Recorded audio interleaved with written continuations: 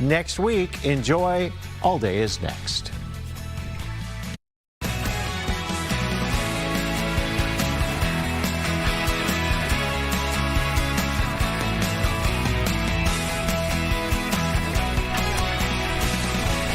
Well, good afternoon, everyone. My name is Tim Blotz. We welcome you to Fox 9 All Day. We're broadcasting live on Fox 9 and streaming on the Fox Local app. We're glad you spend a couple of hours here with us early this afternoon.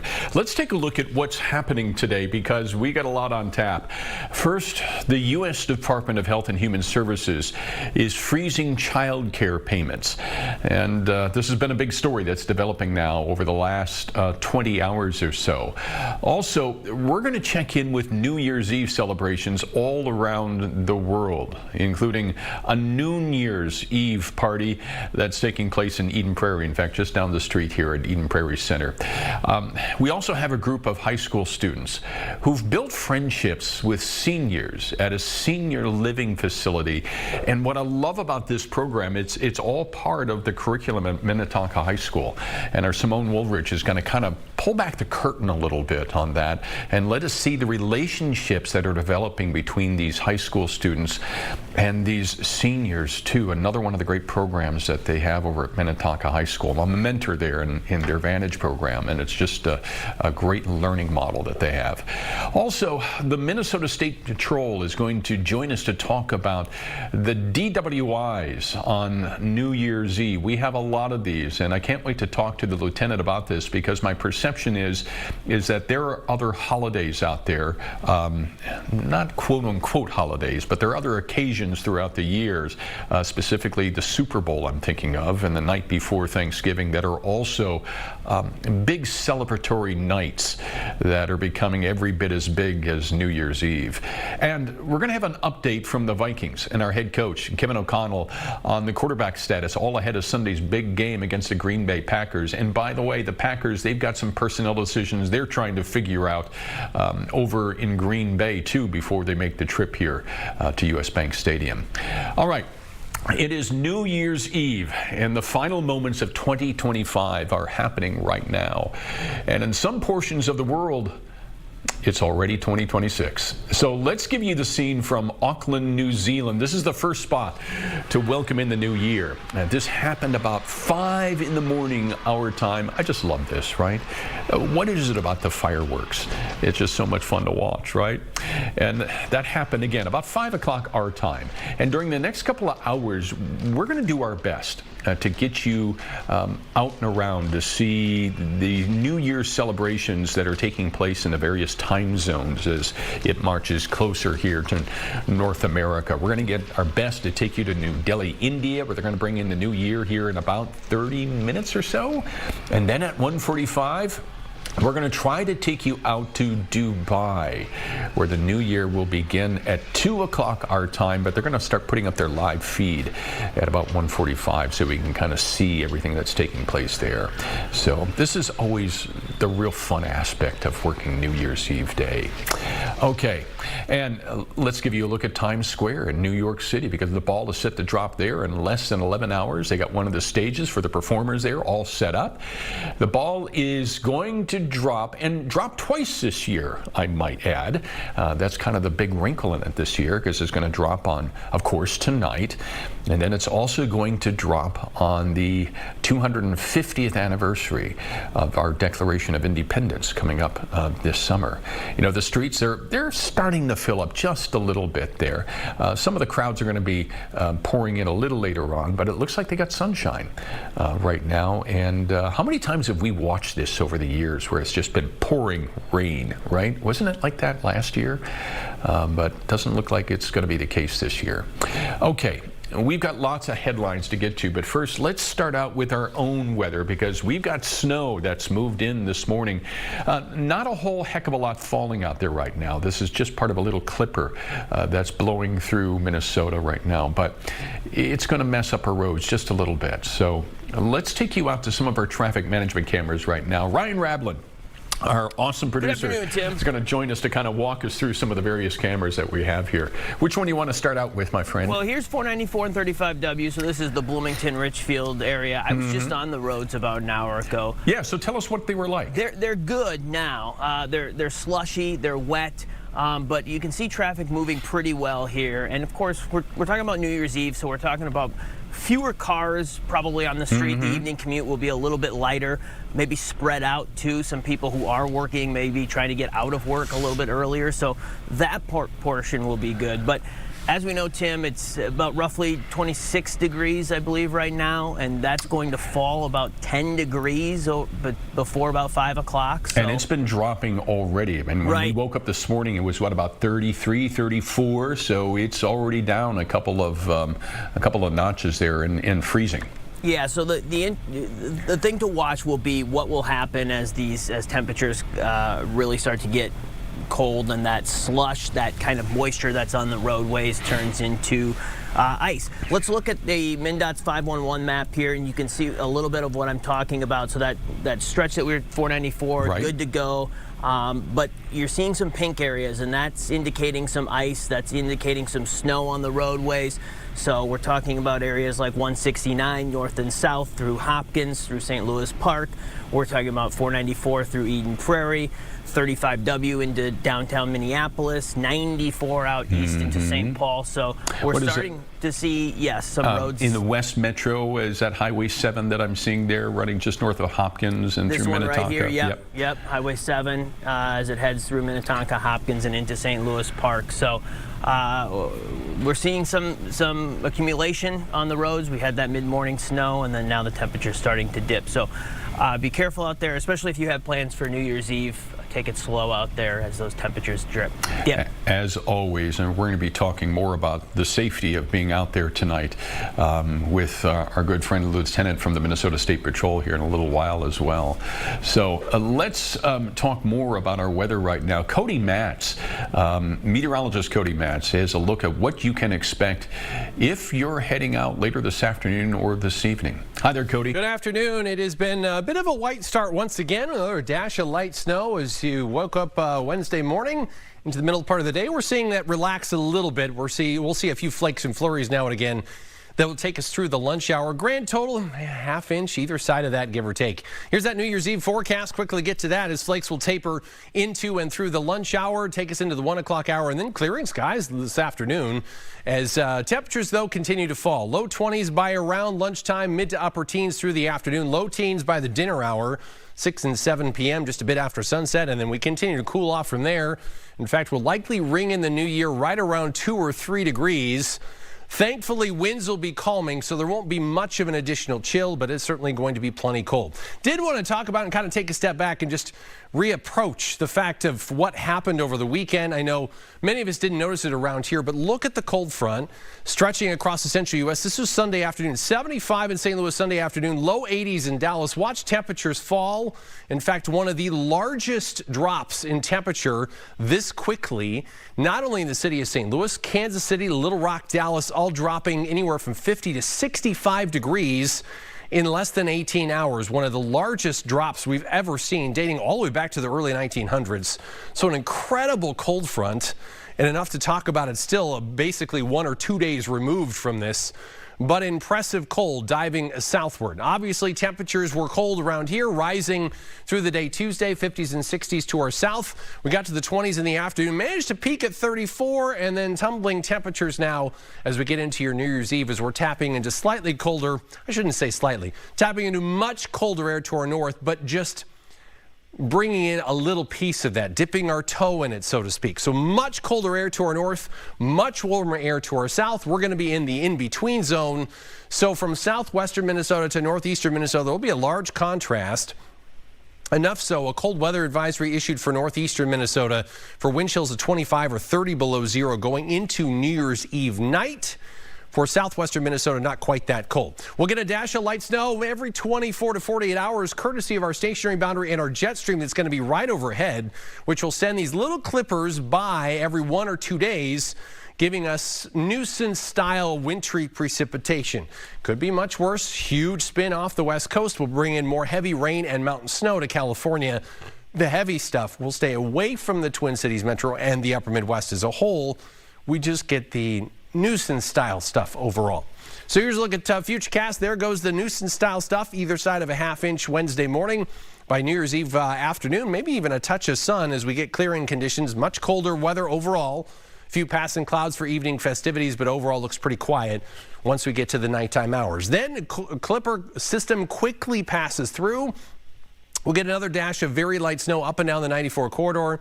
Dustings up to about a half-inch possible Thursday morning. That scoots through. Cloudy conditions for the rest of the day. Here's the good news. Once we get through some of the breezes on Wednesday, it will be very tranquil Thursday. We'll be very tranquil Friday. And the good news with Friday is we'll actually be in between Clipper systems. So we'll see a quiet day overall with a bit of sunshine before another dash of light precipitation will kind of bookend our weekend. For your Wednesday, though, falling temperatures. Started the day at 34. We'll wind through the lunch hour in the low 20s and we'll continue to fall from there. Low teens by just after sunset, give or take, so dinner hour, 5 or 6 p.m. Continuing falling from there. 3, 4, 5 degrees, somewhere in that ballpark in the Twin Cities metro for your midnight festivities to ring in 2026. As you wake up New Year's Day, maybe a little later than normal, either way. By the afternoon hours, we're back in the middle-ish teens. So slightly below average, but certainly nothing unusual considering it will be January overall. Much brighter conditions, a couple degrees warmer as we get into Friday with a high at 16. 19 on Saturday. There's our bookending our weekend. Saturday morning, maybe a few flakes left over, patchy sunshine on Sunday, and then Sunday night may have another wintry mix going into Monday morning. Overall, though, a slow warming trend. Teens on Thursday to start 2026. But as we start the work week next week, we're back into the low 30s. Yeah, back to winter where it belongs, right? Okay, thanks, Cody. So let's move on to some of these big headlines, and especially the one that broke yesterday. And this has some potential for some major impact here because the U.S. Department of Health and Human Services is freezing child care payments to Minnesota while they investigate fraud here. That works out to about $185 million a year. Now, the department is demanding that Governor Walz's office conduct a comprehensive audit of child care centers that are under investigation. And this all comes from a series of videos posted by YouTuber Nick Shirley, who claimed to have uncovered more than $100 million in fraud at 10 different facilities. Now, we're going to have more on that here in just a little bit, but the State Department of Children, Youth, and Families has launched its own investigation and says that they have found no evidence of fraud. Now, in a statement posted on social media, Governor Walz says that this is Trump's long game, referring to President Trump, obviously, and we've spent years cracking down on fraudsters. It's a serious issue, but this has all been his plan all along. He's politicizing the issue to defund programs that help Minnesotans. Again, that statement from Governor Walz on social media. Now, Rob Olson is covering Health and Human Services funding today for us, and he joins us now. Rob, this is going to play out in a lot of different stages today. In fact, we're expected to hear from a number of providers yet this afternoon, right? And how this is going to affect them. Yeah, and I'll be heading to, there's a 2:30 news conference at the state capitol outside the House chambers with Isaiah, that's a community activist group of faith leaders, et cetera. There'll also be in attendance child care providers, parents as well, and the co-chair of the House Children and Families Committee. And what they want to talk about there is the impact that this has on people who are providing legitimate child care. You know, that while there's a fraud investigation going on by just stopping all payments, that this affects, you know, any unlimited number of child cares that are doing things on the up and up, and that has an immediate impact. And part of the order that came from Health and Human Services yesterday is requiring justification, receipt, or photo evidence before they make a reimbursement payment for any of this child care. You know, which seems like, okay, that seems like that would be something that would be good to have that evidence. And I think what you'll hear from some of these child care providers is that in you know, practicality terms, in, you know, in real world day-to-day terms, that becomes a barrier for them to actually, you know, it's just a lot more paperwork and bureaucracy. Again, protecting federal funding that is going to help these programs. But it'll be interesting to see exactly what they say what does this look like in real world terms to try to meet these standards? Is that something that you're able to do on a daily or weekly basis? And what other solutions could there be in terms of safeguards? If you think that there need to be, more safeguards in place, what are the suggestions for something that can be workable, practical, do its job, without becoming a barrier that some of these folks say they may not be able to overcome? Yeah, I think that becomes the balancing act with all of this. And that's the classic tension that always takes place, right? And that you have, ironically, Chamber of Commerce, businesses, Republicans, who will raise their hand and say, "Hey, look, we have to lighten regulation on our businesses so that they can create product and create the services that are so essential to our economy," but yet trying to clamp down on fraud like this too creates more layers of oversight and regulation that these small businesses are going to have to provide now in order to get that funding to come through. Yeah, and it kind of reminds me of dealing with your health insurance company. Mm-hmm. Like my family had an issue that we're dealing with now, where they said this will be covered, maybe in part, or and now they're saying no, that's not covered. We're like, well, no, wait, you said it would be covered. They're like, well, no, it's denied. Well, that's not what you said 2 weeks ago. Right. And now we have to provide. It's just like you go through spending a lot of time providing documentation. And again, insurance companies want to protect themselves against fraudulent claims made by customers. And so they require a lot of strict standards. We all get that. We don't want fraud in our insurance companies either, because that all drives up our premiums. But sometimes it just becomes, it seems like it becomes a little bit not practical or feasible. Yeah. And I think, again, that's the balancing issue here. And that's what you're going to hear about, that safeguards need to be put in place.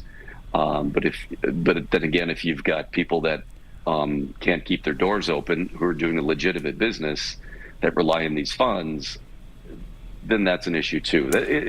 It's a tough one. I think the more immediate issue that we're going to likely hear from this afternoon is that all of these providers, and let's face it, a lot of these, if not the vast majority of them, are small businesses, sole proprietorships, the margins are not great, right? They're barely getting by, and to face the prospect of losing out on this funding flow through from the federal government, it puts a lot of them at risk of perhaps folding, and I'm sure we're probably going to hear a lot about that this afternoon and in the days ahead. Mm-hmm. And then it becomes, what works as a solution that can protect from fraud. And again, there's still ongoing investigations, and there have been for years, about what is the level of fraud that has been occurring here. What's been talked about in the past couple of days, there's not any solid evidence there. There's a lot of suspicion, there's a lot of accusation, and they're still kind of waiting to see, okay, well, what's the reality here? And how do you do something that can realistically and quickly detect these suspected fraudulent activities while not impacting the people who are relying on this because they are providing, say, childcare to low-income families, and they're legitimately doing it, but they don't have a big bank account that they can just roll on. I mean, they're depending on that.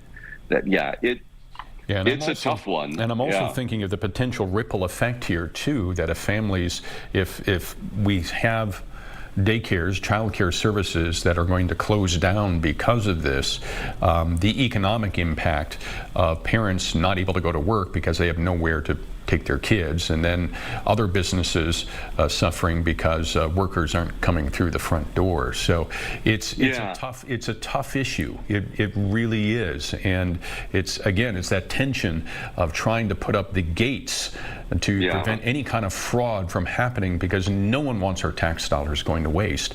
But yet we want a functional system too. So yeah, so we'll see what they say here about, obviously you're gonna hear them saying that this is just immediately suspend all payments to everybody, that this hurts them.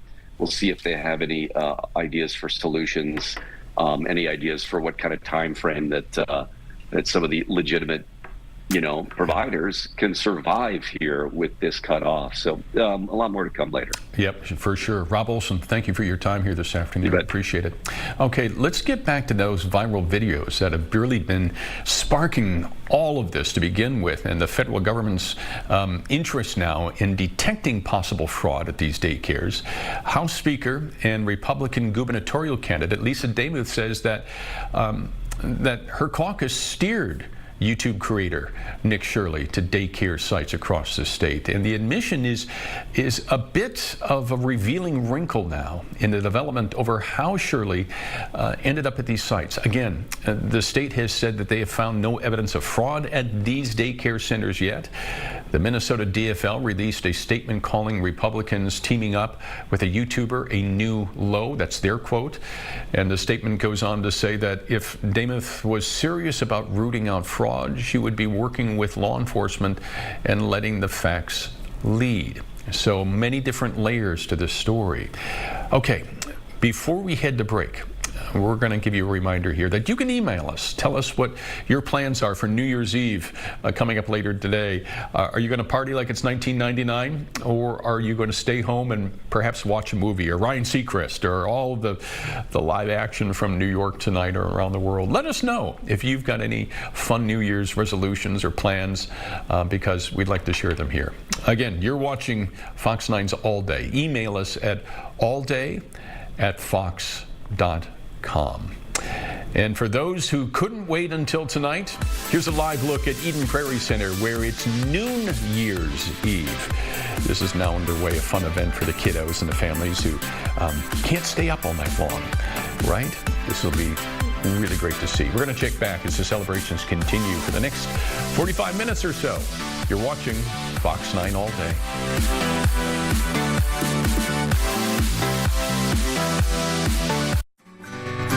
Here come the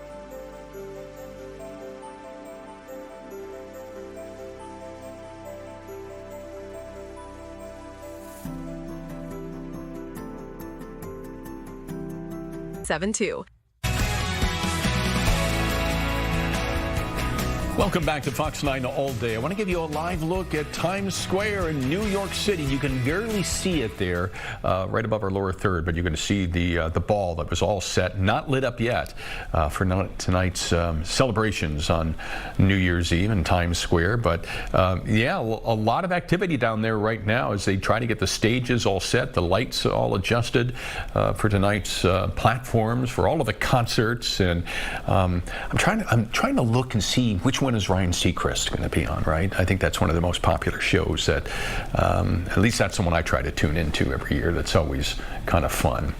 All right, some regional headlines now. Let's go to first in Fargo, where we've got a parrot. A parrot that's on the loose in the cold weather here. Now, this parrot was last seen near 25th Avenue and 9th Street North in Fargo, and they put out an urgent plea for residents that if you see this parrot in the Fargo-Moorhead area, to be on the lookout for it. And if you're able to bring it inside, do so, because the temperatures are going to be dropping to below zero again tonight, at least the wind chills. And if you're able to bring that rascal inside, obviously contact local authorities so they can get it back to its proper owner there. Again, this is in Fargo, North Dakota. So let's move down to Mankato. We got a group of local services teaming up to provide a safe way for folks to get around town during the celebrations tonight. Tow Distributing, along with South Central Minnesota EMS System and Blue Earth County Health and Human Services, they're sponsoring free $15 Uber Joyride vouchers as part of their Towards Zero Deaths South Central Minnesota initiative. You can find the voucher on the Mankato Police and Fire Department Facebook page. And again, while supplies last there, these vouchers will be available between 8 tonight and 2:30 in the morning, so always a good option there. And now, how about an hour northwest of Duluth? Let's take you up to Virginia, Minnesota, because the Mesabi Humane Society is no longer accepting new animals from the city of Virginia, and this all follows the city's decision to end their payment structure. Now, our Fox 21 up there is reporting that the city says it cannot meet the Humane Society's new funding demands, but they hope that they can meet again to negotiate further. Now, the 2025 contract called for the city to pay $45,000, but the Mesabi Humane Society says it's costing them about $100,000 a year to care for the animals that come in, and they're in danger of going out of business in 2026. In the meantime, the city is coordinating volunteers along with boarding options and other neighboring communities to care for the animals that are coming in. All right, and with so much focus now on investigations into potential fraud at daycares across our state, there now appears to be a case of vandalism at a facility in Minneapolis. Overnight on Monday, the Nokomis Daycare Center reported extensive vandalism, and earlier this morning, the director of that center was joined by parents along with teachers and child care providers from other daycare centers to talk about the dangers of this. And we want to play a portion of that press conference from this morning so you can hear directly from those impacted and what they have to say. Let's roll that video now. I'm the manager at Nokomis Daycare Center, and today I want to talk about what happened yesterday. Yesterday morning, I was called by the owner because unfortunately someone came in to our daycare. The cleaner called the owner and told him what happened and the vandalism that happened.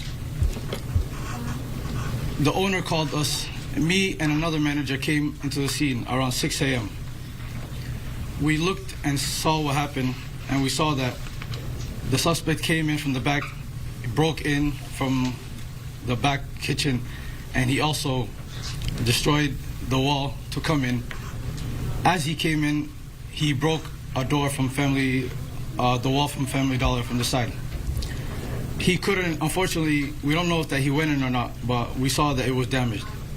As we walked around the daycare, we saw that our office doors was broken into as well. We saw that, unfortunately, there was important documentation, enrollment of the children, and also employee documentation that was gone. There were also checkbooks that were ripped from our check papers that were from our book. This is devastating news, and we don't know why this is targeting our Somali community, as one video made by a specific individual made this all happen. We've been receiving hateful messages through our voice notes threatening us since the past couple of days, including one that happened yesterday morning when after the break-in. This is frightening and exhausting because this is happening to us Somali communities as Somali Americans.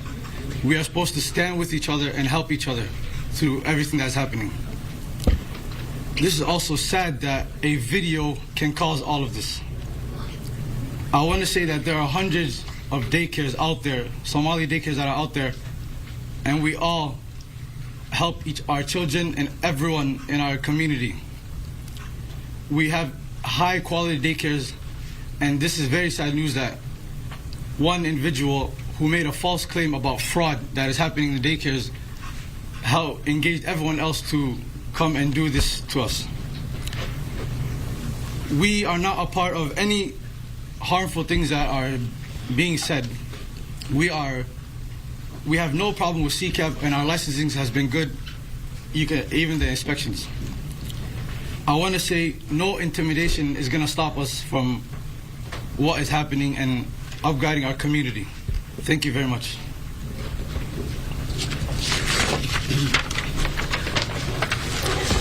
Good morning.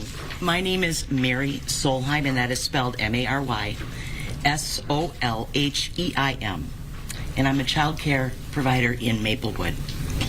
I'm here today to support Nokomis, the child care center, the teachers, the families, and their children.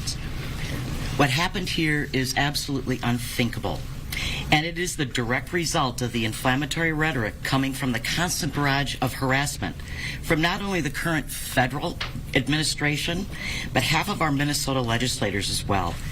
But now a random YouTube personality can cause this much fear. Fear needs to stop. Our children, our families, and teachers and providers work hard enough without feeling scared to come to work every single day. What happened here underscores that there is reason to be scared. We heard last night that the federal government that is complicit in this rhetoric is freezing our child care funding for the entire state of Minnesota under the guise of rooting out fraud. This has to stop. It is dangerous and people are getting hurt. Our child care assistance program that relies on federal funding serves over 20,000 kids in over 4,000 programs. Has anyone considered what happens when 20,000 kids can't get access to child care? That's 20,000 kids whose parents can't go to work. That's 4,000 child care programs whose teachers aren't getting paid. That's entire communities that will soon be shut down. I know the Minnesota child care system inside and out. I know how incredibly difficult it is to commit fraud in the child care assistance program. I also know that our child care providers, who are of Somali descent, are being racially targeted because I have witnessed it firsthand. We want the state to catch child care centers committing fraud. We want them to be held accountable. It hurts all of us. It hurts children especially, and it hurts child care centers that are working tirelessly to provide high-quality child care. But fraud does occur across race, across income, and across geography. When a few child care centers that serve white children commit fraud, do we decide that every child care center that serves white children is committing fraud? No. The Somali child care community deserves that same respect. This federal administration is actively targeting our Somali neighbors and friends who are the backbone of their communities and an integral part of our larger communities. They are our teachers, doctors, business owners, and child care providers. Their child care centers are the hubs of their communities. Families rely on them for care and counsel, and they go above and beyond when their families need help. And they are being treated as pawns in a political game. a very dangerous game, and it needs to stop. And there you have just a few moments from the news conference earlier this morning from the folks at Nokomis Day Center in Minneapolis talking about the break-in and vandalism that they had there, where they say that allegedly whoever did it stole not just personnel files, but files of the children as well. We're going to take a quick break and give you a little moment of zen to kind of take in this after. Oh yeah, that's perfect. On a day like this when it's snowing outside, that's just what I want to see.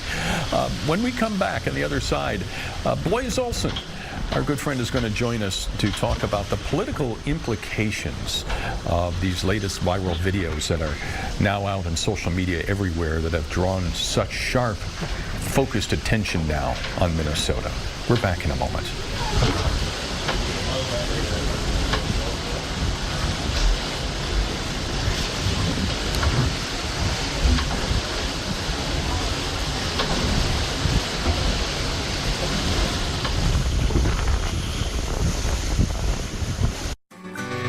Give yourself.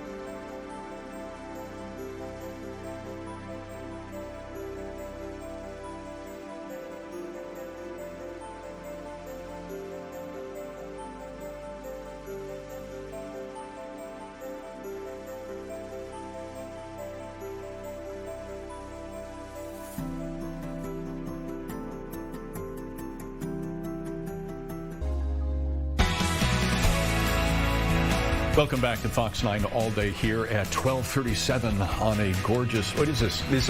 They're all running together. Today is Wednesday, right? All day. All day Wednesday, Tim. Oh, this is like day 5 for me of like 8 or 9 in a row, and this is going to be an 11-hour day as well. So it all kind of runs together. So forgive me about that. Happy New Year's Eve, everyone. Blois is joining us to talk about the political implications now of this intense, highly focused spotlight that is now on Minnesota. And it seems to be growing more intense as the moment goes by, especially yesterday with the Trump administration, the Department of Human Services announcing that they're going to cut off all child care funding for the state of Minnesota. Are you surprised by how fast this has played out? No, I think when you talk about the intensity, I envision a spotlight. That we've had this spotlight. It's kind of been swarming, looking for stuff. Yeah. Every once in a while it catches something. I think right around Thanksgiving, the New York Times had a piece, the Star Tribune had another piece that kind of advanced the story, and you could feel the intensity of that spotlight. But I didn't sense that it was going to get this bright, this fast, even though those of us who have followed it, reported on it, covered it, thought that it was already pretty bright and going to be an issue. Right. And so one of the things that I think we owe ourselves and we owe the viewers and people who follow this is to separate the noise from the signal. What are the facts? What's the actual data versus this emotional reaction and the energy that it gets created by these viral videos. People from all over the country. What's going on? What's going on? One of my best friends texts me once a week. What's going on? And I'm like, this is not new for us. No. Welcome to the story.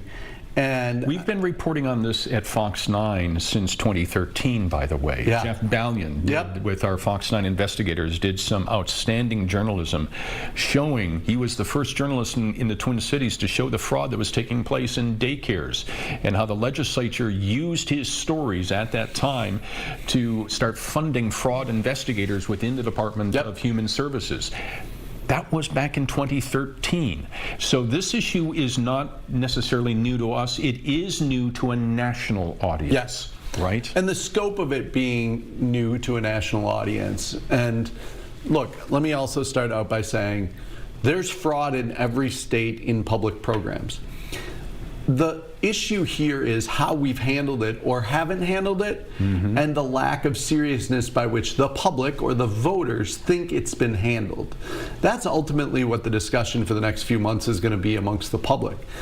They just announced what political operatives want to make this, that not enough has been done and not enough seriousness has been paid toward this issue. Right. Until now. And that people could keep doing it. And there's stories in this newsroom right now being developed about the timeline. So one of the things that gets people frustrated in any type of investigation like this is the time it takes to complete an investigation, press the charges, go to trial.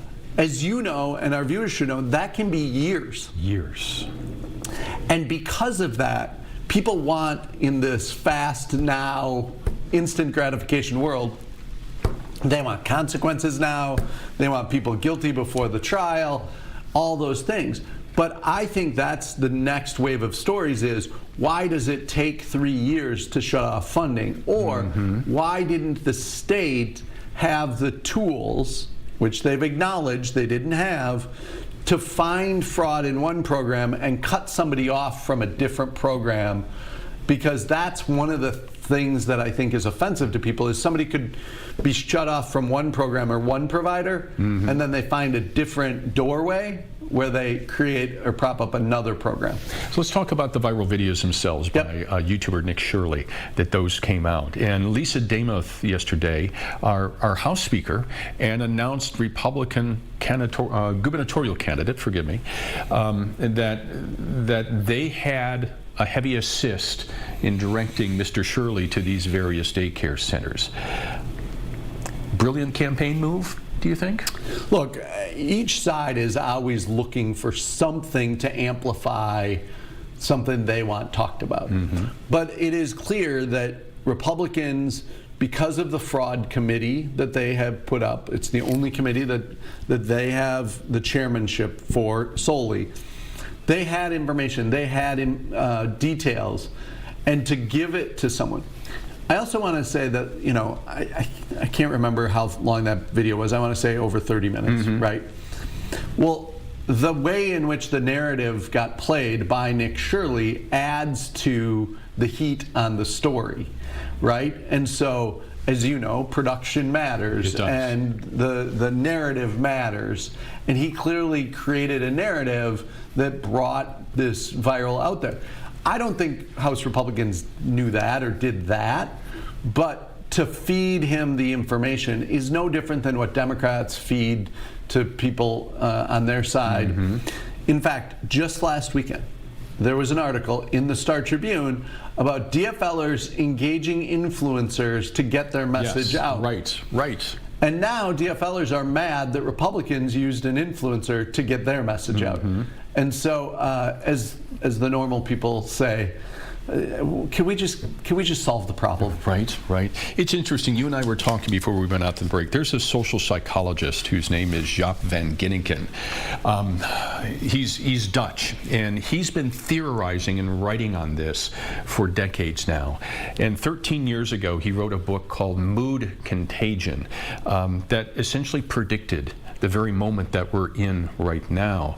And what his specialty is colliding chaos theory, which is a mathematical theory against adaptive social organizations, right, and adaptive social movements. And he writes in his book that we are entering a whole new era. On one hand, hyperconnectivity has made the potential for social volatility through mood contagion greater than ever before.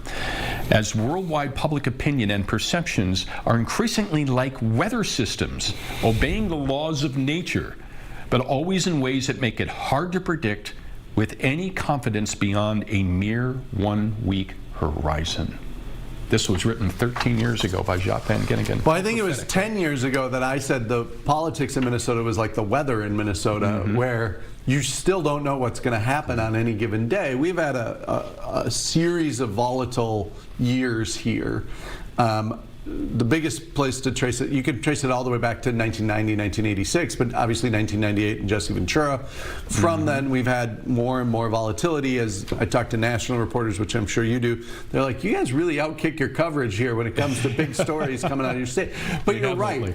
It does change our mood. It changes the way we relate to news. It gives us true feeling. Those of us who are in it all the time have to be pretty conscious of, like, is this affecting my mood? What is coming from this? I had a moment a few years back where I was on vacation, a story broke, and so I couldn't do anything about it, but I was like, oh good, I'll be able to figure that out a few days from now, Monday or Tuesday. And the story changed in those 5 days. Oh yeah. So much so that it was a different story. And that was a lesson in, don't jump on the, quote, breaking news or the narrative that's first. Wait and see how it plays out before you start opining or analyzing what it means. And I think that's good for our viewers, that's good for all of us. But this viral video from Nick Shirley, the emotion to it, the 100 million views, to it. That's a reminder that, like, you have to, separate the signal from the noise. Yeah. All right. Blois Olson, always great to have you stop by. Good to be here. Appreciate your thoughts. All right, Ryan, are we going to a break here? Or, okay, we're going to take a quick break. You're watching Fox 9 all day on New Year's Eve. We'll be back here in a moment.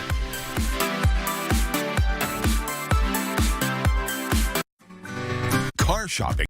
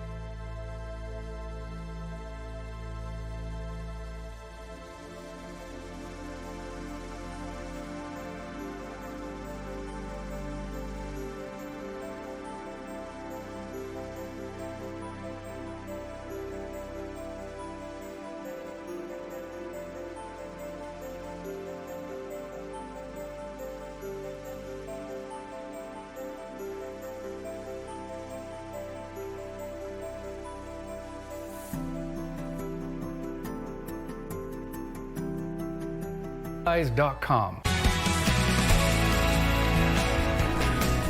All right, 12:48 now, the time here on a Wednesday afternoon, New Year's Eve. And we hope that wherever you're joining us from, number one, we welcome you. We thank you for sharing some of this time here this afternoon. We hope that you've got some safe, fun plans for later on tonight. And just to let you know, we're waiting. What you see there right now there on the left-hand side of your screen is Vikings headquarters. We're waiting for Coach O'Connell to come up and talk about this week's big game against the Green Bay Packers. Yes. That are coming to town.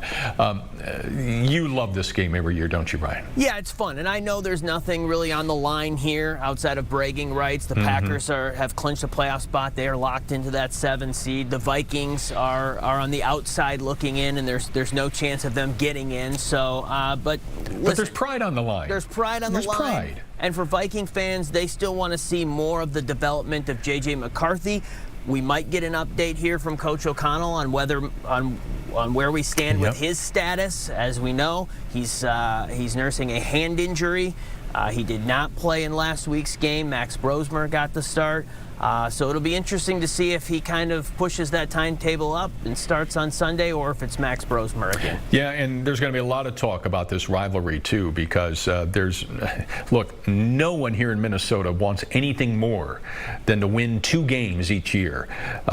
Beat the Packers and beat the Badgers at anything, right? It's that cross St. Croix River, Mississippi River rivalry that is just hugely important in this state. And I got to tell you, as a kid who grew up in Wisconsin, a lot of the Wisconsin folks don't see the rivalry the same way. Yeah, I know it's more Chicago. Right? When you're talking about the Packers, it's always been about the Bears. It still is about the Bears, and it always will be about beating the Bears. And that game that you witnessed here 2 weeks ago, where the Packers lost that one, I mean, that was a classic example of the black and blue rivalry. Absolutely. I mean, they go on that field and they just beat the snot out of each other. And Tim, we might get to see it in the playoffs. Right. If we'll see how things shake out after this weekend, but if the Bears land in that 2 spot, which I believe they currently are right now, it would be Bears and Packers at Soldier Field during the wild card round. So. We might get another taste of that. we might. But these are always fun games to watch, and I think everyone's going to be cheering on Justin Jefferson, hoping that he gets some more yards that he can add to his superlative record so far. And my goodness, he, in my mind, he just has exuded professionalism all season long. Yes. We all know that the chips haven't fallen his way this season so far. He's down in receptions. He's had a lot of open looks, and the balls haven't come to him. And correct me if I'm wrong, I've never heard him complain once, at least publicly. And in my mind, that's a sign of maturity. It's a sign of leadership. And I have so much respect for the attitude that he brings, because he has let it be known that he's in favor of this team. He wants the development of this young quarterback, and that his time, that is Justin's time, is still going to come. And am I wrong in that? No, I think he's been very careful with his words. Very careful. And exactly as you said, I believe there was one game where he chose not to speak to the media afterwards, and that was a little bit unusual for him to do so, but I think frustrated. As you said, it's been a difficult situation. There has been no stability at the quarterback position for a number of reasons. Injuries. We saw J.J. McCarthy, then we saw Carson Wentz, then we saw Max Brosner. We went back to J.J. McCarthy, and now we're back to Max Brosner. Yeah. And it's got to be frustrating for him. 100%. It absolutely has to be frustrating. He's absolutely one of the premier players in the National Football League, and he's just with a team right now that's tragically is struggling. At least at the quarterback position. Yeah, but if the Vikings win, they will finish the season with a winning record. And they will finish the season ahead of Detroit in the standings, which I don't think anybody pictured the Lions finishing in last. Never in a million years, right? And let's give the defense props. What this defense has done this year, wow. Yeah, Brian Flores has that defense clicking, and we had him on a little bit yesterday. Yeah. And there's going to be 'tis the season for more rumors surrounding his future with the team. He is a prime candidate for a head coaching position, as he has been the past couple of seasons. So we'll see if this is the season where he gets that phone call. I think Viking fans are hoping that he does not, that he stays with the Vikings. I think the rest of the NFC North wants him out. Yeah. Yeah, that's for sure. All right, we're still waiting for Kevin O'Connell to come, and this is pretty typical of him, by the way. I think most sports organizations, they said, yeah, they give you a 12:45 call, and he'll be out there at 12:45, and then maybe 20 minutes later. I thought maybe he had New Year's Eve dinner plans, that maybe he'd want to get things moving a little bit, but his New Year's plan is probably studying Packers game footage. Yeah, let's hope so. But it gives us, at least if the Vikings can pull off a win this Sunday, my goodness, in theory, that sets us up for what we hope will be a good season next year. You always want to end at an up note, right? Yeah, and I think you could look at this as kind of a transition season, right? This is essentially J.J. McCarthy's rookie season. I know he's technically a second-year guy, but he didn't play his first year. So, and here Coach Kevin O'Connell's walking up right now, so we will let Coach take it from here. All right. Happy New Year to everybody. Looking forward to getting into our prep here. Important game for us, NFC North, another home game to try to stack another win. Go ahead. Kevin, how's JJ feeling with his hand, and what's the plan for him practice-wise today? Yeah, we got him. He got out there with the trainers yesterday and had a really positive kind of throwing session. So he's going to take part in practice today. See how he feels coming out of it. See if there's any restrictions or any issues before working into another day tomorrow. But we're at the point now after it was a positive day yesterday, getting on the field today for practice, and we'll see how it goes. You expect him to be a full participant today in practice? I don't know if he'll take every single rep, but he'll definitely take. The plan as of right now is to give him as much as possible, just so we can determine where he's at today. If JJ can play, what do you think he can gain from this game? JJ? Yeah. I mean, it's just getting to that 10th start, and with some of the stuff he's been able to do, thinking back to the Dallas game, moving the team in the first half of the Giants game and Commanders game. I mean, there's just been a ton of stuff during this win streak has been about stacking plays, stacking for our team, just positives of complementary football, and finding a way to win, by any means necessary every single game. And that's credit the players. That's what they've done. And JJ's been a huge part of that, and his continued, really looking at starts 7, 8, and 9, and would love to get him another one. But obviously only if he's medically cleared and can 100% do his job.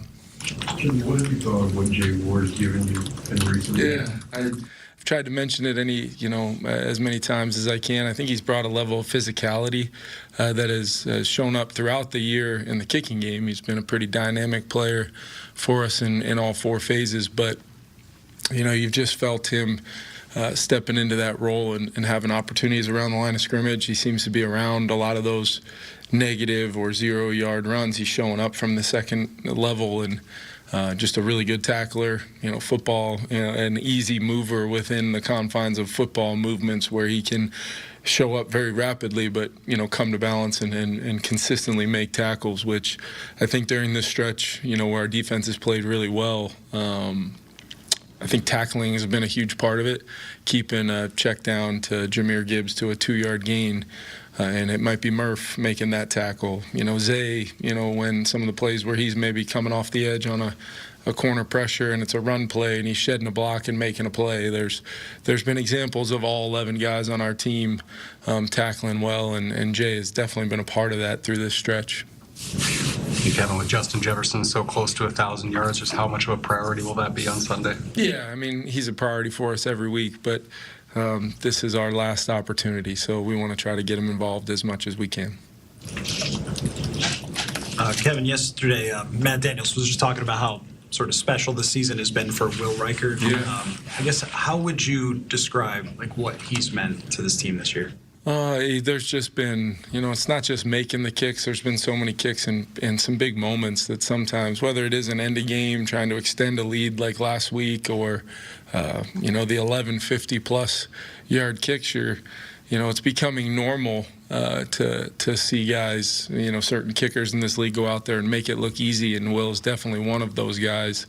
But you go back to the opener, and we, are scuffling on offense in the first half. JJ makes a great throw to Speedy, and we're able to kick that long field goal to just get a little bit of momentum in that fight for momentum throughout every NFL game, that the ebbs and flows happen. When your kicker can go out there and you can pretty much lock it in that you're going to get 3 points. Even the kick at Lambeau, the long one at the end of the half.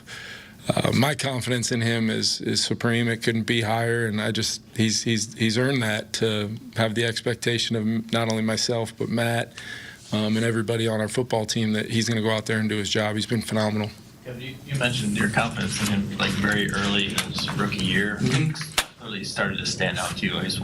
Was it his mechanics? Was it his demeanor? Like, what about him? Just told you that right away. Yeah, I think it's definitely he's a physically talented, gifted kicker, and we've known that from the first day he got here. Matt and DG evaluating him through the process, and just it's the way it sounds coming off his foot. It's the consistency of his stroke, but there's got to be a mindset there to meet the moment. We've got a lot of players like that on our team that are able to do that. But, his ability to meet that moment when the kickers it's such a hard job. One kick, they got to come off the sideline, and they're asked to basically be a critical factor in the game every single time they go out to do their job. And with the new dynamic kickoff rules, like, it's become, there's not a swing a kicker takes anymore that just, it rarely matters. It really does not matter. Even when you're like end of game, hey, we're going to kick it out of the back of the end zone and not allow a team to get a return, like, that still requires the hitting it pure and executing in those moments. Or maybe it's some of those times we've asked them to hit some unique kicks and try to land it differently in the landing zone, try to throw off the returner, see if we can possibly win 10 or 15 yards of field position. He's done that. And Ryan Wright, too, to that point, has been a massive part of field position all season long. Are you going to try to get Gavin Bartholomew into this game? Is this more just to kind of get him into practice? Yeah, he got to a point where, he was healthy enough to start practicing, and the second that happened, it kind of coincided with the last 3 weeks of the season. It'll always be a conversation, each week, the guys that are kind of in that return to play world, but we'll work through that. But Gavin's done a really nice job, and it's just been good to see him get back out there and make some plays on the scout team, going through Coach Ange's individual drills. We're stealing time that in the old days you might not necessarily would have had, that I think is going to serve him a ton on the back end. Was he injured in rookie camp? I can't remember. I believe the initial kind of start of it was towards the end of the off-season program, but then might have tweaked it a little bit more in his preparation for the season, and then we were able to kind of get a full evaluation and determine what was best for him. Is there anything, not regrets, but is there anything as you look toward the sunsetting of the season, sort of, if not for X, we might be having a different conversation? Yeah, I mean, there's certain plays you can look at within several games. There's things that absolutely it starts with me. I will look first and foremost at myself. That's managing the team, how we prepare, when we were able to handle some of the unique parts of the season well, when we were not, play calling, all those things. Like that's part of what the end of the season's for, right? We won 14 games a year ago and lost in our opportunity in the playoffs to continue our season, and it was the same thing then, and it'll continue to be like that. The consistency of being a self-evaluator and looking inward first is, I know I say it quite a bit, but it's a real thing for me, just because I have so much faith and confidence in our players and coaches to do the same, and that's what's important for me to do more so than anybody.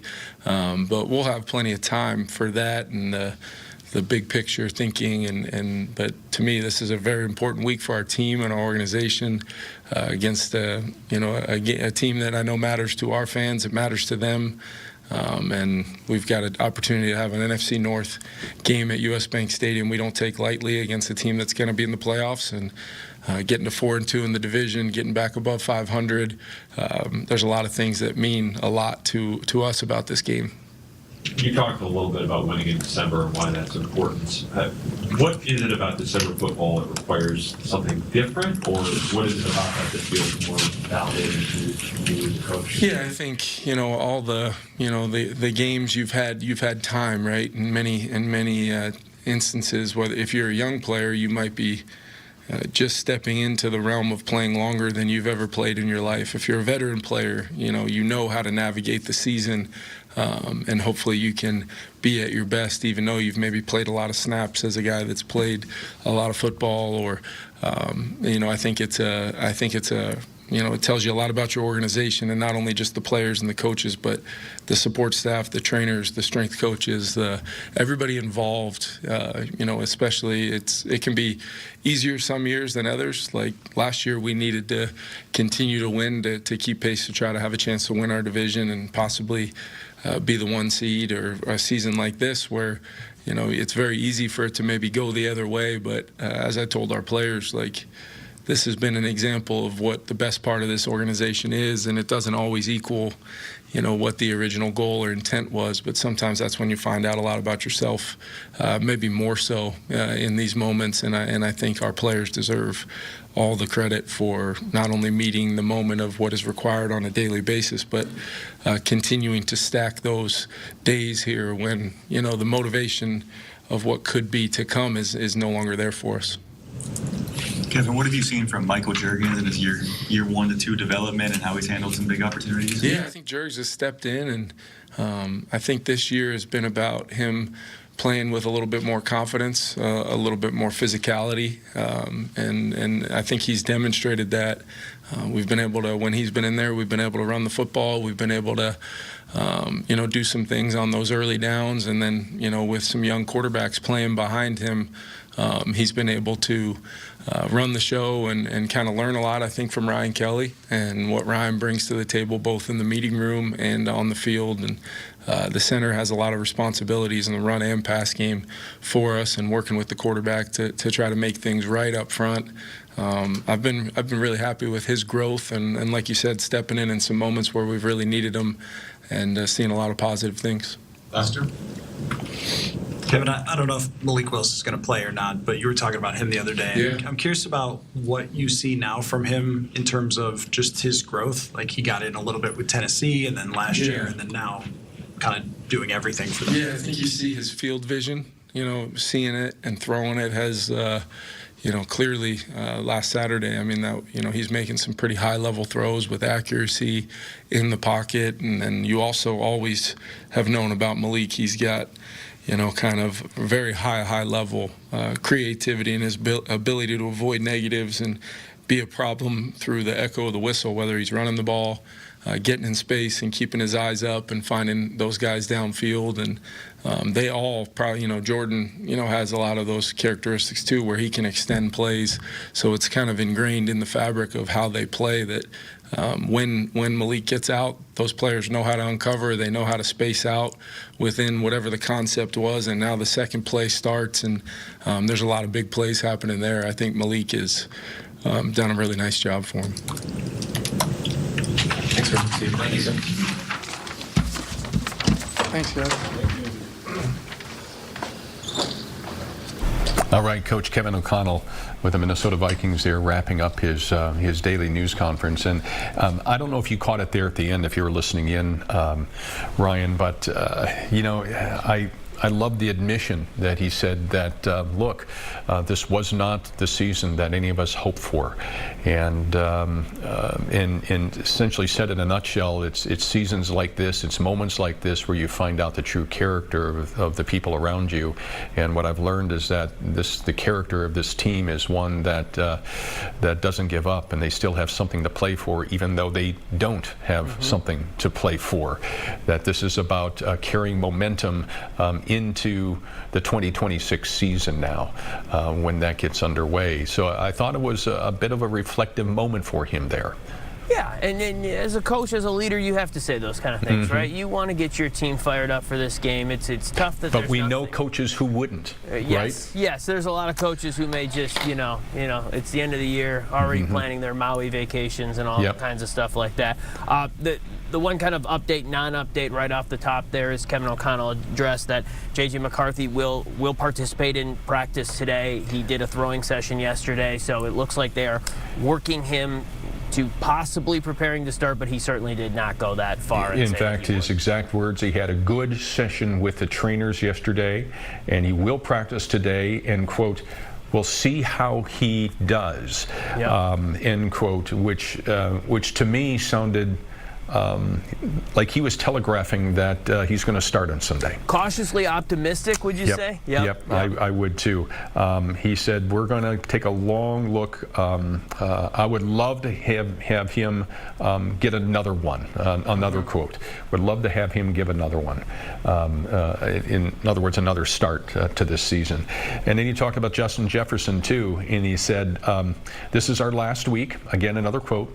This is our last week, and we want to get the ball to him as much as we can. An acknowledgement that he's been underutilized this year so far, and helping him get more traction on his stats as well. And let's face it, every time Justin does well, the team does well. Absolutely. We'll find out how it all plays noon. U.S. Bank Stadium this Sunday. All right, sounds good. We're going to take another quick break here and come back here in a moment. What is this, I'm filling in here for the great Amy Hockard and Rob Olson, and I take it this is your moment of zen? We like to do little moments of zen, so we'll take you outside by the campfire here as we send you to break. I love it. Let's go.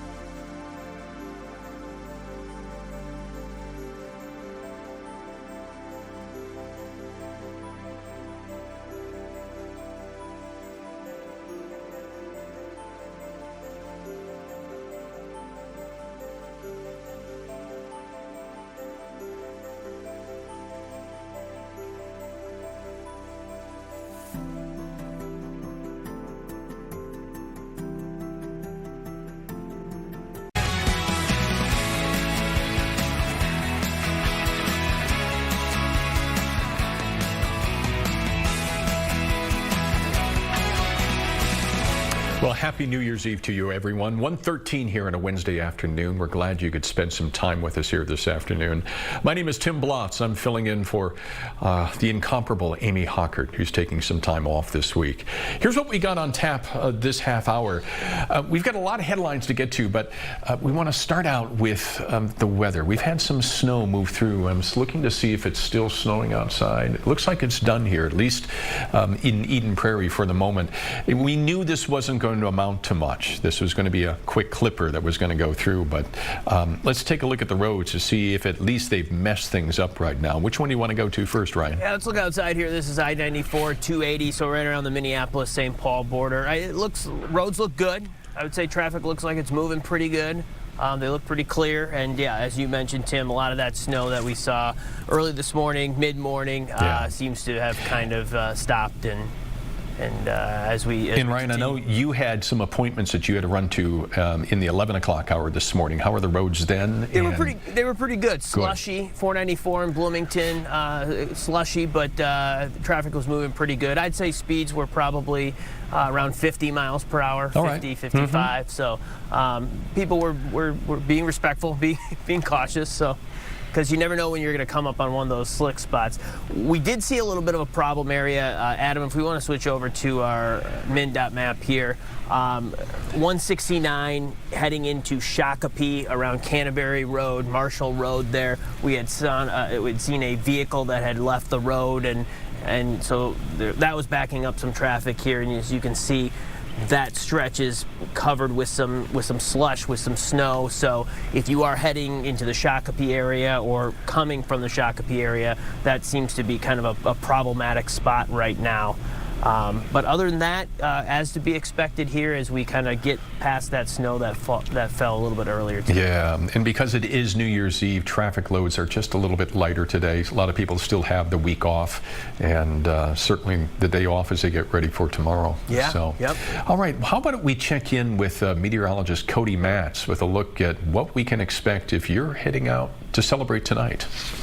Good afternoon. It has been a bit of a white start once again. Another dash of light snow as you woke up Wednesday morning into the middle part of the day. We're seeing that relax a little bit. We'll see a few flakes and flurries now and again that will take us through the lunch hour. Grand total, half inch either side of that, give or take. Here's that New Year's Eve forecast. Quickly get to that as flakes will taper into and through the lunch hour, take us into the 1 o'clock hour, and then clearing skies this afternoon as temperatures, though, continue to fall. Low 20s by around lunchtime, mid to upper teens through the afternoon, low teens by the dinner hour, 6 and 7 p.m., just a bit after sunset, and then we continue to cool off from there. In fact, we'll likely ring in the new year right around 2 or 3 degrees. Thankfully, winds will be calming, so there won't be much of an additional chill, but it's certainly going to be plenty cold. Did want to talk about and kind of take a step back and just reapproach the fact of what happened over the weekend. I know many of us didn't notice it around here, but look at the cold front stretching across the central U.S. This was Sunday afternoon, 75 in St. Louis Sunday afternoon, low 80s in Dallas. Watch temperatures fall. In fact, one of the largest drops in temperature this quickly, not only in the city of St. Louis, Kansas City, Little Rock, Dallas, all dropping anywhere from 50 to 65 degrees in less than 18 hours, one of the largest drops we've ever seen, dating all the way back to the early 1900s. So an incredible cold front, and enough to talk about it still, basically 1 or 2 days removed from this. But impressive cold diving southward. Obviously, temperatures were cold around here, rising through the day Tuesday, 50s and 60s to our south. We got to the 20s in the afternoon, managed to peak at 34, and then tumbling temperatures now as we get into your New Year's Eve as we're tapping into slightly colder, I shouldn't say slightly, tapping into much colder air to our north, but just bringing in a little piece of that, dipping our toe in it, so to speak. So much colder air to our north, much warmer air to our south. We're going to be in the in-between zone. So from southwestern Minnesota to northeastern Minnesota, there will be a large contrast. Enough so, a cold weather advisory issued for northeastern Minnesota for wind chills of 25 or 30 below zero going into New Year's Eve night. For southwestern Minnesota, not quite that cold. We'll get a dash of light snow every 24 to 48 hours, courtesy of our stationary boundary and our jet stream that's going to be right overhead, which will send these little clippers by every 1 or 2 days, giving us nuisance-style wintry precipitation. Could be much worse. Huge spin off the west coast will bring in more heavy rain and mountain snow to California the heavy stuff will stay away from the Twin Cities Metro and the upper Midwest as a whole. We just get the nuisance style stuff overall. So here's a look at Futurecast. There goes the nuisance style stuff, either side of a half-inch Wednesday morning. By New Year's Eve afternoon, maybe even a touch of sun as we get clearing conditions. Much colder weather overall. Few passing clouds for evening festivities, but overall looks pretty quiet once we get to the nighttime hours. Then a Clipper system quickly passes through. We'll get another dash of very light snow up and down the 94 corridor. Dustings up to about a half-inch possible Thursday morning. That scoots through. Cloudy conditions for the rest of the day. Here's the good news. Once we get through some of the breezes on Wednesday, we'll be very tranquil Thursday. We'll be very tranquil Friday. And the good news with Friday is we'll actually be in between Clipper systems. So we'll see a quiet day overall with a bit of sunshine before another dash of light precipitation will kind of bookend our weekend. For your Wednesday, though, falling temperatures. Started the day at 34. We'll wind through the lunch hour in the low 20s and we'll continue to fall from there. Low teens by just after sunset, give or take, so dinner hour, 5 or 6 p.m. Continuing falling from there. 3, 4, 5 degrees, somewhere in that ballpark in the Twin Cities Metro for your midnight festivities to ring in 2026. As you wake up New Year's Day, maybe a little later than normal, either way. By the afternoon hours, we're back in the middle-ish teens. So slightly below average, but certainly nothing unusual considering it will be January overall. Much brighter conditions, a couple degrees warmer as we get into Friday with a high at 16. 19 on Saturday. There's our bookending our weekend. Saturday morning, maybe a few flakes left over, patchy sunshine on Sunday, and then Sunday night may have another wintry mix going into Monday morning. Overall, though, a slow warming trend. Teens on Thursday to start 2026. But as we start the work week next week, we're back into the low 30s. About that. All right, thank you, Cody. Okay, we're going to take a quick break, but before we do, let's give you a sneak peek into Times Square in New York, where everything's getting ready for the big festivities tonight. The stages are all set. Yeah, the crowds have yet to arrive, but they're going to be there before you know it. You're watching Fox 9 All Day. We're coming back with more here in a moment.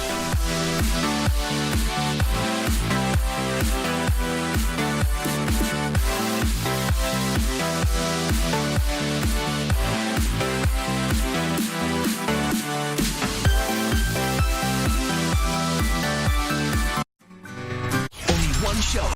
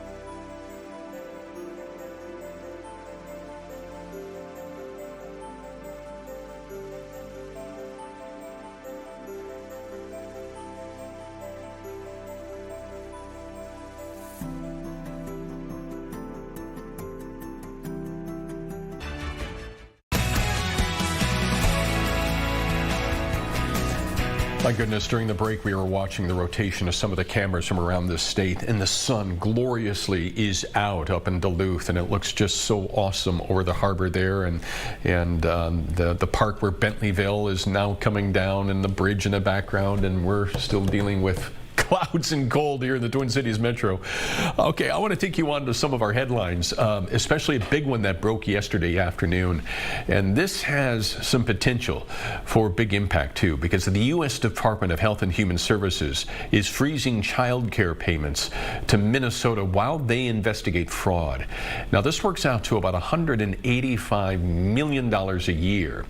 The department is demanding that Governor Walz's office conduct a comprehensive audit of child care centers under investigation. And this all stems from some of those videos posted by YouTuber Nick Shirley, who claimed to have uncovered more than $100 million in fraud at 10 different facilities.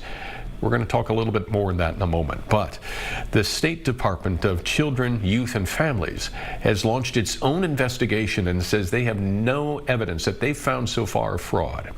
In a statement posted on social media, Governor Walz says that this is Trump's long game. We've spent years cracking down on fraudsters. It's a serious issue, but this has been his plan all along. He's politicizing this issue to defund programs that help Minnesotans. Statement from Governor Walz there. So let's go back to those viral videos that have really sparked the federal government's interest in detecting possible fraud here at our daycare centers. Well, House Speaker and Republican gubernatorial candidate Lisa Demuth says that her caucus steered the YouTube creator to daycare sites across the state. And the admission is a new wrinkle revealing how Shirley ended up at these sites. Again, the state has said they have found no evidence of fraud at these daycare centers. The Minnesota DFL released a statement as well, calling Republicans teaming up with the YouTuber a new low. The statement goes on to say that if Demuth was serious about rooting out fraud, she would be working with law enforcement and letting the facts lead. And we're going to have more on the Feeding Our Future fraud scheme. A judge has ordered Amy Bach, she's the convicted ringleader, by the way, to pay back more than $5 million. The scheme was responsible for the theft of $250 million, and this is still the largest known COVID-19 fraud scandal in the country. Bach was found guilty earlier this year and is currently awaiting sentencing. And Minnesotans can now file applications for the state's new paid leave program. Now, the application window, it opens today. This is all ahead of the program's launch that begins tomorrow. Now, anyone looking to take family leave early in 2026 can apply right now to get a jump start on the paperwork. The new law allows workers to take up to 12 weeks of paid time off for either family leave or medical leave. Most people will receive between 55% and 90% of their regular income, but it's capped at the statewide average of just over $1,400 a week. Now, nearly all workers are eligible for this, except those of you who are independent contractors. If you're self-employed, you're also not eligible, and tribal nations too. For how this program is being funded, well, all of us are going to pay a premium now of 0.88% of our salary. Employers will contribute about 0.44%. To apply, it's pretty easy. Just go over to paidleave.mn.gov. All right, Karachi, Pakistan is in the new year right now. Let's give you a live look there at the celebrations that are going on. Look at this. This is what's really fun about working on New Year's Eve day, because you kind of get to follow the international timeline as it sweeps across the globe here. And look at all the different celebrations out there. I love this. This is fun. Pakistan brings in the new year. We're a few hours away from it here yet. And I think, Ryan, correct me if I'm wrong, but one of my favorites to watch every year is in Australia, outside of the Opera House there. Oh, we can even hear them. I think I hear the fireworks in the background, so I'm gonna keep quiet here and let us listen.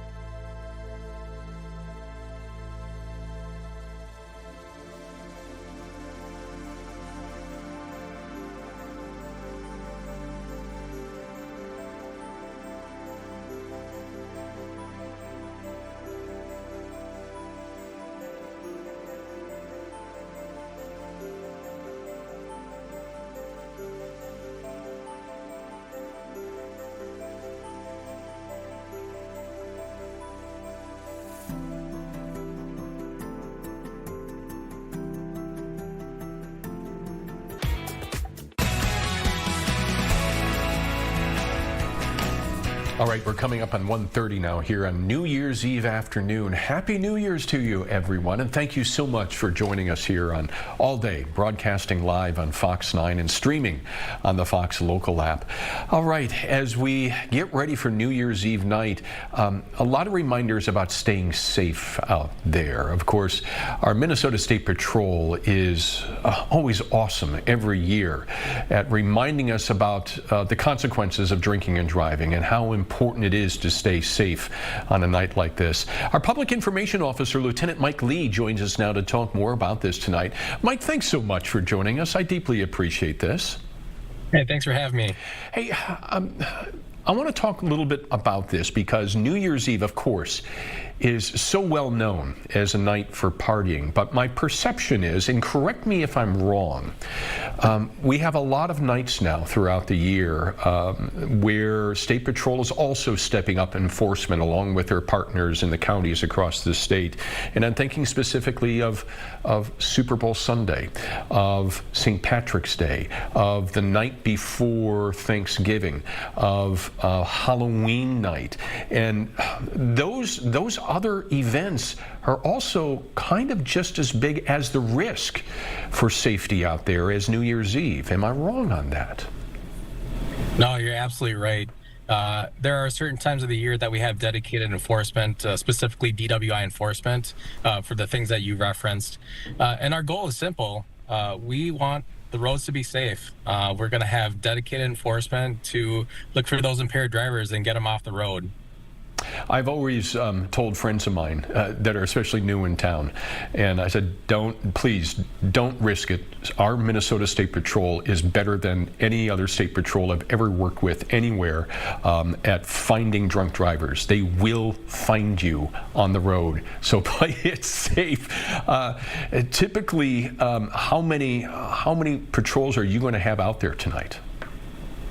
Well, thank you for that comment. We appreciate it, and we hope that's true. As far as numbers, it's not just us out there. It's us working with a partnership of the deputies and the local law enforcement and troopers. Again, so ultimately, it's over 300 agencies across the state giving their time solely for the purpose of DWI enforcement. And there are so many options out there, especially today with Uber and Lyft, right, Mike? Talk about that. Absolutely. Yeah, it really is unacceptable to be out there drinking and driving or to be impaired in driving. There's so many options, like you said. There's ride shares, public transportation, sober rides, designated drivers. Really, there's so many options. And especially tonight, we want people to plan ahead.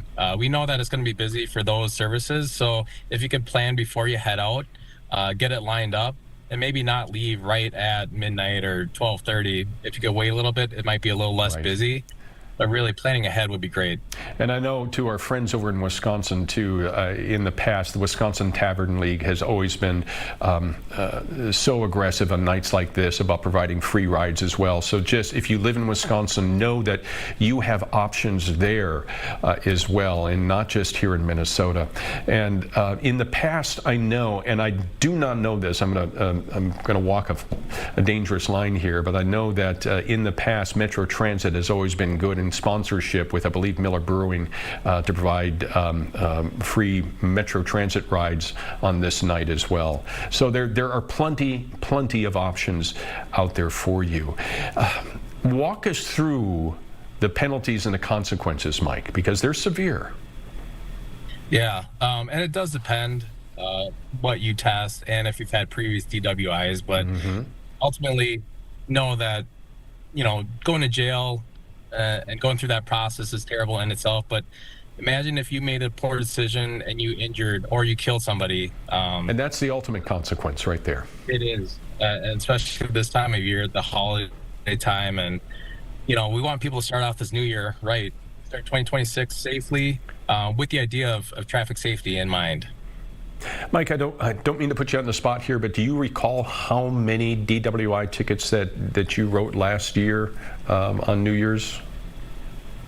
Yeah, so I have the statewide, so not just State Patrol, but the entire state of Minnesota, all agencies. we're looking at about 26,000, which is about the same as last year. And that's not the trend that we want. We obviously want a significant decline, but 26,000 is about the number.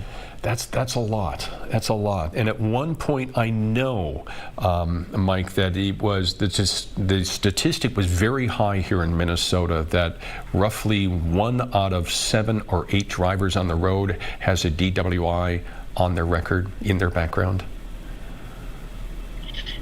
Yeah, I remember when I started in 2011, I mean, the statewide numbers were close to 30,000, and I think the number you're giving was correct. And really, that, again, is an unacceptable number. It's a terrible statistic to have. Yeah. And so just enjoy yourself tonight, but have a designated driver and take advantage of one of those ride homes if you need it, right, Mike? Yeah, thank you. And yeah, you're right. Just have fun, but plan ahead and get home safely. All right. Lieutenant Mike Lee, Minnesota State Patrol. We thank you for your time. It's always great to have you on the show here, Mike. You have a great New Year's too, all right? Yes, Happy New Year's to everyone. All right. Okay, we want to end 2025 here with a truly great story, because we've got an 86-year-old woman living at Trillium Woods. Now, this is a senior living home. This is in Plymouth, and has built quite a friendship with a 17-year-old student at Minnetonka High School. Now, it's all thanks to a program at the school, and what this does, it connects people who normally wouldn't connect together. So many of these students hope to become health professionals one day. And what this program does, it helps them better understand the psychology of some of those professions through the Erik Erikson study. Now, this is a theory that outlines 8 stages of development from childhood throughout life. And our good friend Simone Woolridge is here to explain it to us. Watch this. I am here today with Christy Watrous. She is a senior at Minnetonka High School. Christy, thank you so much for your time today. And we're going to have Miss Margaret join us in a moment. But I just wanted to talk to you just about your experience and just about being a senior at Minnetonka High School. So you find interest in the medical field, right? Tell me what you love about it. I've loved the medical field since I think sophomore year. I really found that I really love connecting with people, and so I thought medical field was a really good way to go with that. I have a really big interest in biology and neuroscience specifically, so I thought going into the medical field would be a lot of fun. Yeah. And tell me how you ended up connecting with Miss Margaret. Yeah, so through the Vantage program, we are assigned with a resident, and mine just so happened to be Margaret, and immediately we just hit it off perfectly. And from our first conversation, we just knew that we really bonded together. And every time I see her, it's just so much fun. And we have each other's phone numbers, and we always text, and we like to stay in contact. So, yeah. That's really sweet. In this program, can you tell us a little bit about it and how Minnetonka High School got connected with Trillium? Because I find that very interesting and a good experience for you and the other students. Yeah. So I don't know too much about like the full like details on how they came in contact with Trillium, but I do know that Minnetonka High School's Vantage program reaches out to a lot of local companies so that students in different fields are able to explore their passions. So like, for example, last year I was in the International Relations Vantage program, and I was able to work with a lot of companies such as Global Minnesota, Africa Strong, and some others as well. So it was really like they like to find companies in Minnesota or like other businesses like Trillium Woods so that we can keep it nice and local, but also make sure that we get that real world experience. Wow. Has that changed you in any way in your interests, just being a part of some of these programs and getting these unique opportunities? Oh, yeah, for sure. I mean, medical field is such a like big commitment. So being able to like test out the waters with experiences like this have been so impactful for me. And I will say with the Trillium Woods experience, I realized just how much I love engaging with people, because originally I was thinking more on like the surgery side of the medical field, but now I'm leaning a little more towards like the people side of the medical field because of just how much fun it is to like get to know new people. Has it changed your perspective of like when you go to places like Trillium and you see, people a lot older than you are, just your feeling about them, has that changed your perspective or mindset at all? Yeah, I think for sure. It really helped me. Sorry, she's here now. Oh, she can come on in. Come on, Miss Margaret. So now that you're here, can you tell me about your thoughts on Christy and just this program and how it has changed maybe your perspective in any sense, if so? Well, first of all, Christy is marvelous. I've written her an email and I said, please share this with your parents because they need to know that other people think you're wonderful also. Because she really is. She's got so much enthusiasm and so much ability that could take her in any number of places. And it was just fun for someone my age I have granddaughters about her age, but to have somebody that I'm not quite so biased on get to know her and just love getting to know her. Yeah. How did you guys start? How was it when you first started conversations and how has it been getting to know each other? I don't think either of us had any trouble making conversation. No, not at all. We are both talkers. I'm 86 years old, and it was just so much fun to talk to this. Are you 16 or 18? Almost 18 in a couple days, yeah.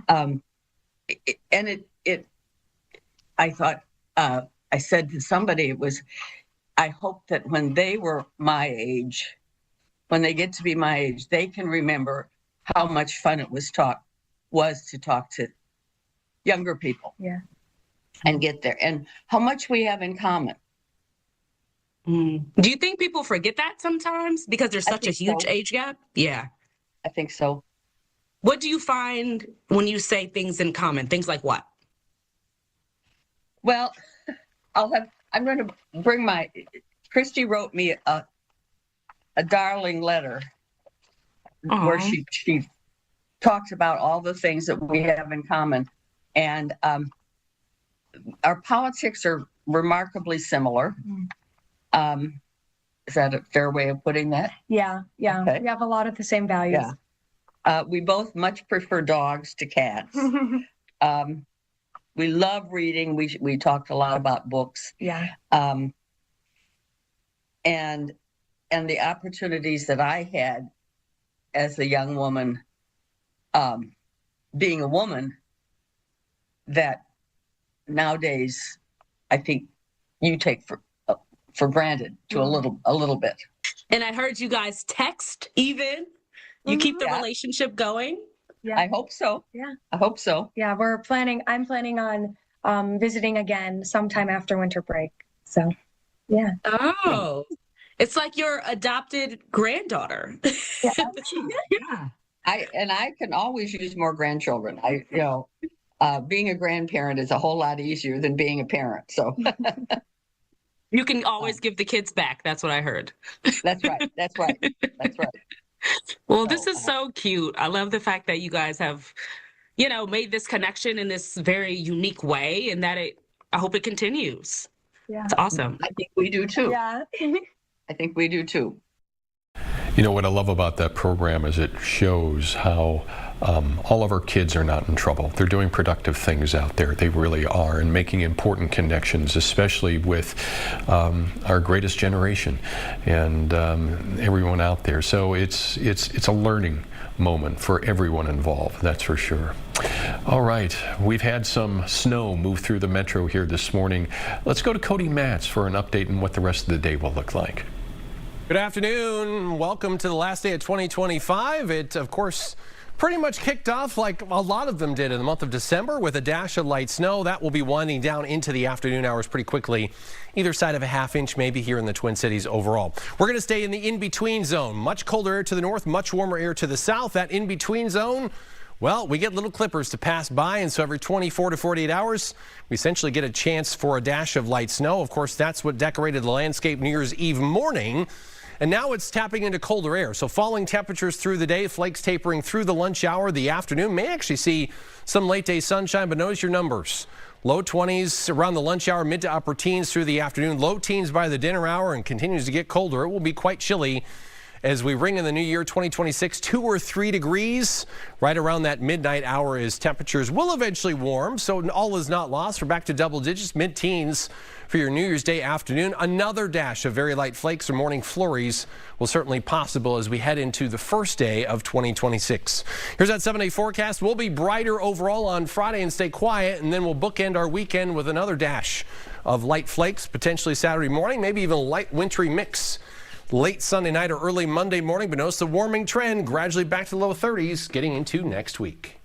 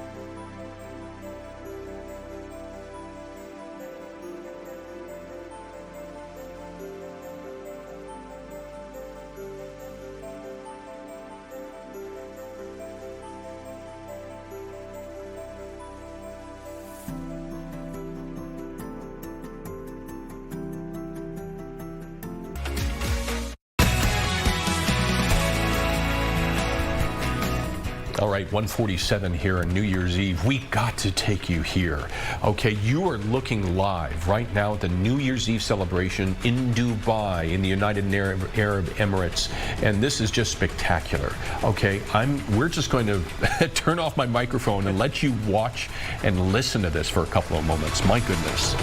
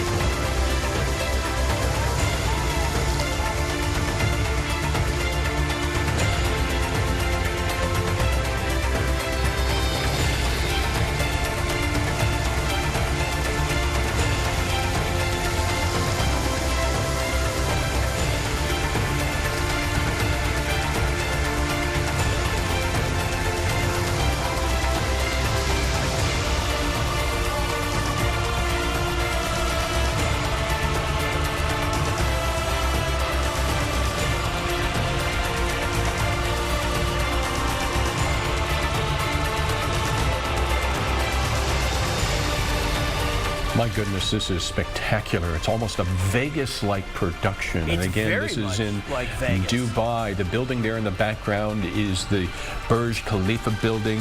And of course, they got all the waterworks going on. Wow. I feel like I'm watching the new Avatar movie here as well. Uh-huh. Just Incredible. Spectacular. You know, kind of going to Times Square is almost a letdown at this point when you watch this production going on right now. In contrast, if we can do a split screen, let's show. There you go. There's Times Square. Just nothing happening right now. We'll get there. New York will get there. Oh, my goodness. No crowds, no nothing yet. We got all the advertising billboards in the background, but I keep trying to peer there to see if I can see Ryan Seacrest out there in the stage practicing for tonight's Dick Clark's rockin' New Year's Eve celebration. But yeah, it's just what a contrast. But it's going to be fun enough to watch in no time at all. Yeah, and then Tim, Dubai will celebrate New Year's here in about 9 minutes. So you're looking at just those festivities right before the. I guess I don't know if they have a ball that drops, but we'll find out. Now Well, something tells me we're going to see that the Burj just lit up like we've never seen before here at the stroke of midnight there in the United Arab Emirates. But shall we talk about some of the other stories that we're following? Yeah, just kind of stores closed and open. I know that's always New Year's Eve. New Year's Eve. Tim, I used to work in the grocery business before this life. So what store were you at? I worked at Rainbow Foods, and not a lot of people will remember Rainbow Foods because they're not around anymore. No, unfortunately, they're not. They were owned by the good old Roundy's Corporation out of Milwaukee. They are, yep. But this was the day. New Year's Eve was like the big day in the grocery business. That and the day before Thanksgiving. Right.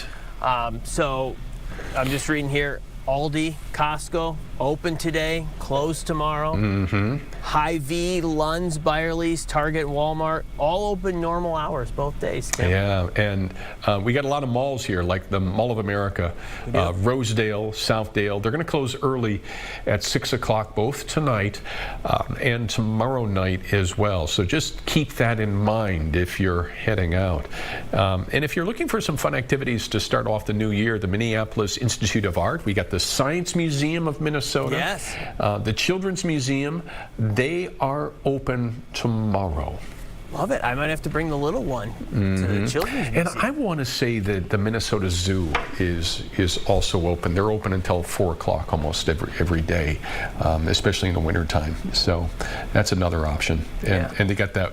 And what I love about the Minnesota Zoo is they got that warm portion there, the tropical zone, where it's always like 78 degrees and humid. Humid is the thing. Yeah, it feels good this time of year to walk into a humid area. It's just great, right? Okay. Tim, some of the top movies of 2025. If you're looking to stay in tonight, the New York Times asked its readers what were some of their favorites. So this isn't necessarily critics. This is more what readers liked. Readers poll. Yep. Number one battle after another. This stars Leonardo DiCaprio. This is the heavy Oscar frontrunner this year. So he's getting a lot of praise for this movie. It is, yeah. It's action-packed, I've been told, and it has a little comedy in it. So I haven't got to see it yet. Sinners, did you see that one? I have not. Very good. It's kind of a little bit of a horror movie. It's interesting. It's like nothing I've ever seen before. Like that Dubai celebration out there. And another one is what's the next one? It's another one I've never heard of. Weapons. I'm not super familiar with. Right. Hamnet, which is another Oscar favorite. This is getting so much buzz. Yep. I think it's about the life of Shakespeare, if I'm correct. Yep. And I don't want to say that. That one is high in my priority list to go see. Yeah. Okay, Hamnet. And then Frankenstein, Guillermo del Toro's version of Frankenstein, which is, I think, on Netflix. So if you have Netflix, that's available for you to watch. So New Year's Eve, if you want to watch a little Frankenstein, there you go. Those are the top 5 movies according to readers of the New York Times. Yeah, get out there and see one. Support your local movie theater, please, right? Yeah. Oh, my goodness. And kind of on the cusp of the New Year's, it's always kind of fun to look back at the one we're closing out. In 2025, TikTok, it was taken down for 14 hours. Remember that? Yeah, remember that, yeah. And then last year's Super Bowl, do you remember who won? The Eagles won. They beat the Chiefs. The Eagles won. And when I Kinda was the driving end at, of does the- anyone really care because the Vikings weren't in it? Yeah. You know? Yeah. Yeah, The end of the Chiefs dynasty, really. I think that was kind of the end of it. And I think that was kind of the story. Yeah. No offense to Eagles fans, right? They won that game hands down convincingly, and believe me, we have a colleague here in the newsroom who let us know that in no uncertain terms. Oh, yeah. Thank you, Leon. Yeah. But yeah, the fact that the Chiefs lost was really kind of the headline. Not that the Eagles won, but the Chiefs lost. 100%. Yeah. And then the Timberwolves, they made it to the Western Conference Finals and lost Second year in a row, back to back. Yeah, they lost to OKC, which Thunder went on to win the title. So I know. Yeah, and the Florida Panthers winning the Stanley Cup. Again. So that was a big one. Again, right? And Beyonce's album, Cowboy Carter, won Album of the Year. We had Katy Perry that went into space. Yeah. And there was this couple out there. Yeah. I can't remember their names. Taylor and Travis. I don't know if that rings a bell. That's it. Yeah, They made got it official. engaged. My goodness, yeah, and the whole world came to a stop. Oh, we had the Louvre that was robbed. Yep. And can we recap 2025 without mentioning the Boo-Boos? I don't even know what that is. Well, go talk to our good friend, Aaron Jong. Boo-Boos? Yeah. Oh, Aaron I do Jong. know what that is. Yeah. Aaron Jong is one of our great producers here. Okay. Love him to death. He works on my 7 o'clock show with me a lot. And he's got a Labubu attached to his backpack. Okay. And I said, so explain this to me. He said, all right, well, here, this one's mine. And, you collect them and everything. So, yeah, he's big into it. The year of the Labubu. Mm-hmm. So, all right, Tim, let's send you out for our final minute here. Let's send you back to Dubai just because it's... We absolutely have to go back there. I want to Just see 'cause more of the it's wild. celebration, right? Right. And the French horn is out, the clarinet. They got all the musicians out there for the New Year's Eve celebration in Dubai. We're going to leave you with this. You have yourself a great and safe New Year's Eve. Thank you so much for watching Fox 9 All Day on Fox 9 this afternoon. We're going to be back here with more news and weather coming up at 5 o'clock over on Fox 9. And a reminder that you can always stream us anytime on the free Fox Local app.